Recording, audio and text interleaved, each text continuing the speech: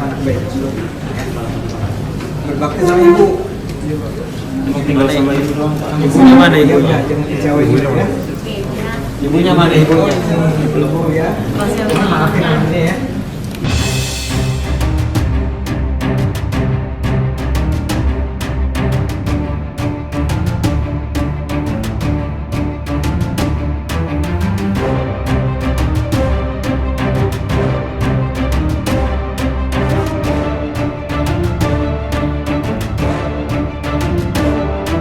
Salut sekali dengan Bang Ade Armando ini, di mana kemarin dikeroyok, tetapi pada saat persidangan Ade Armando justru tidak ada dendam sama sekali, justru memaafkan. Makanya sampai detik ini pun nama Ade Armando viral di media sosial Twitter.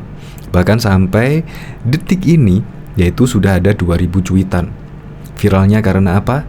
Karena kebaikan Ade Armando, yaitu bersalaman kepada yang memukulinya. Itu sungguh sangat keren sekali.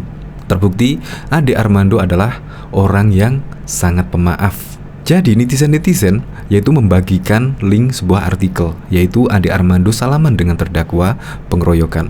Saya percaya kamu baik.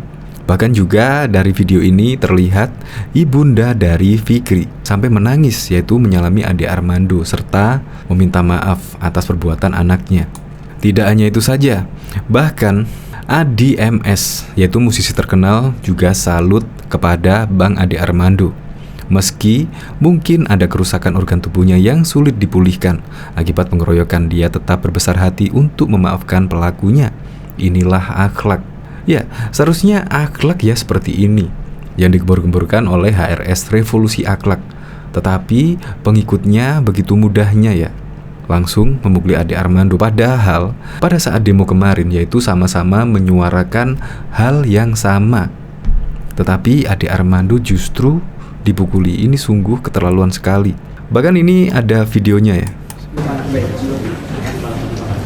berbakti sama ibu. Tinggal sama ibu doang. Ibunya mana ibunya? Jangan kecewain ibu ya. Ibunya mana ibunya? Ibu ya. Maafin ini ya. Bahkan ibunya terlihat nunduk. Dari video ini terlihatlah penyesalan seorang ibunya. Ini dari komunitas Katolik Garis Lucu. Ade Armando bercerita ibunda Fikri Hidayatullah, salah seorang pengeroyoknya, mendatangi rumahnya dan meminta maaf. Armando memaafkan Fikri. Saya percaya kamu itu anak baik, berbakti sama ibu, jangan kecewain ibumu, ujar Ade Armando ke Fikri.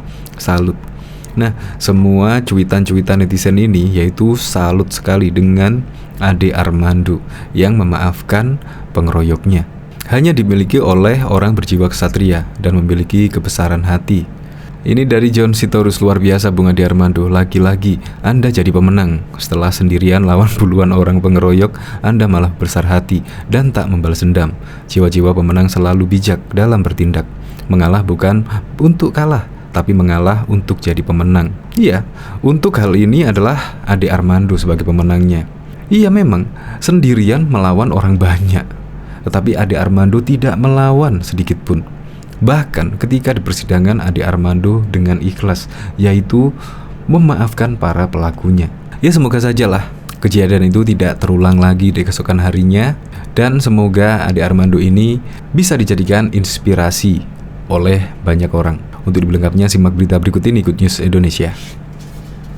Dosen Universitas Indonesia Ade Armando bersalaman dengan salah seorang terdakwa, Al-Fikri Hidayatullah, usai sidang kasus pengeroyokan. Saat bersalaman, Ade mengaku percaya Fikri anak yang baik. Saya percaya kamu anak baik, berbakti sama ibu, kata Ade usai sidang di Pengadilan Negeri Jakarta Pusat, Jalan Bungur Raya, Cakpus Raya, 27 Juli 2022. Fikri lalu membalas pesan Ade Armando. Fikri menyebut saat ini hanya tinggal bersama ibunya. Emang tinggal sama ibu doang pak, kata Fikri. Ade Armando lalu mencari ibunda Fikri di ruang sidang. Ibunda Fikri lalu mengangkat tangan dan menghampiri Ade. Ibu mana? Ibu, maafin anaknya ya. Mudah-mudahan dia jadi anak baik ya. Masih muda, masih ada waktu, kata Ade. Siap, jawab ibunda Fikri. Bang Ade, terima kasih bang, sahut Fikri. Belakangan diketahui saat bersaksi di persidangan, Ade Armando bercerita beberapa hari lalu Ibunda Al-Fikri Hidayatullah atau Fikri mendatangi rumahnya dan meminta maaf. Saudara saksi, kalau ada yang mau minta maaf sekarang, mau tidak saudara memaafkan? Tanya hakim, ketua Dewa Ketut Kartana saat sidang. Kalau kemarin, saya dengan segera memberikan maaf. Karena serius, saya disuruh ibunya datang, bercerita tentang anaknya, dan lawyernya juga hubungi saya menceritakan duduk perkaranya, jawab Ade. Saat itu, Ade dan pengacara sempat berdiskusi dan mempertimbangkan permintaan maaf dari Ibunda Fikri itu. Pada akhirnya, kata Ade, dirinya pun memaafkan Fitri. Saya tidak langsung memberikannya. Saya juga bertanya kepada penasihat hukum saya, mempertimbangkannya. Kemudian saya pikir, ya kenapa tidak? Orang sudah minta maaf kok. Dia mengakui, dia mungkin khilaf atau apalah, ya saya maafkan, ujar Ade. Namun, kata Ade, untuk sekarang dirinya tidak bisa memberikan maaf secara tiba-tiba. Ade mengaku perlu waktu untuk memaafkan para pengeroyok itu. Tapi kalau sekarang tiba-tiba, saya butuh waktu barangkali Pak Hakim, ujar Ade Armando. Hakim mencoba menasihati Ade dan berkata bahwa sama manusia harus saling memaafkan. Tentu, kata Hakim, hal itu tidak membuat proses hukum yang tengah berjalan saat ini kemudian menjadi berhenti. Kan maksudnya sama manusia, proses ini tetap berjalan. Harus diputus, kalau bersalah, ya kita nyatakan bersalah. Tetap minta pertimbangan dulu, kata Hakim Ketua Dewan. Ade kemudian menimpali pernyataan Hakim. Kata Ade, persidangan ini harus tetap berjalan. Persidangan harus tetap berjalan, udar Ade. Dalam sidang kasus pengeroyokan ini ada 6 terdakwa. 6 terdakwa adalah Marcos Iswan, Omar Abdul Latif, Al-Fikri Hidayatullah, Dia Ulhak, dan Muhammad Bagja. Ke-6 terdakwa didakwa melakukan pengeroyokan hingga menyebabkan luka kepala Ade Armando. Jaksa mengatakan Ade Armando dikeroyok di depan gedung DPR RI, Jakarta pada 11 April 2022, sekitar pukul 13 waktu Indonesia bagian Barat, bahwa pada terdakwa dengan terang-terangan dan dengan tenaga bersama menggunakan kekerasan terhadap orang yang menyebabkan orang luka. Salah satu tersangka pelaku pemukulan atau pengeroyokan Ade Armando, Dia Ulhak, buka suara meski dirinya berada di pengadilan dan terancam masuk penjara. Dia masih terlihat bisa tersenyum. Dia Ulhak di hadapan kamera menyampaikan pesan kepada masyarakat untuk jangan takut berjuang, mengatakan yang hak itu hak dan yang batil itu batil.